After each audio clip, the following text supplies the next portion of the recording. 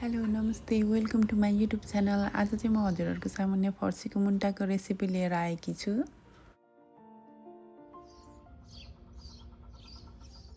मैले चाहिँ यो फर्सीको मुन्टा केलाउनभन्दा अगाडि नै राम्रोसँग पानीले सफा गरेको हो।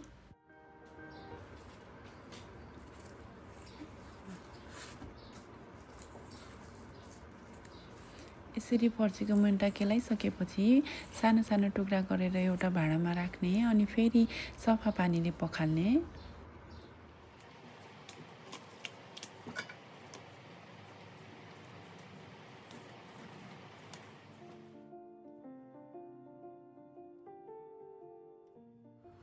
अब तातिएको कराईमा 1 चम्चा घिउ राखेर त्यसमा जिरा, मेथी अनि रातो खुर्सानी फुराउन गइरहेकी छु।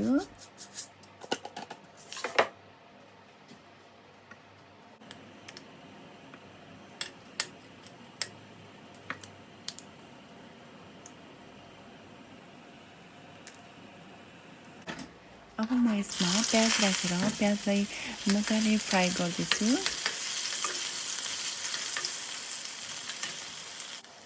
अब म यसमा लसुन, अदुवा अनि मसला राखेर मजाले भुट्न गइरहेको छु र थोरै गोलभेडा पनि राख्दैछु स्वादको लागि। तपाईँहरूले गोलभेडा नराख्नु हुँदा पनि हुन्छ, यतिकै फर्सीको मुन्टा राखेर फ्राई गर्नुहुँदा हुन्छ। मलाई चाहिँ गोलभेडा राखेर अनि फर्सीको मुन्टा राखेर मजाले फ्राई गरेको मनपर्छ। अब यो ग्रेभीमा फर्सीको मुन्टा राखेर लो हिटमा पकाउने।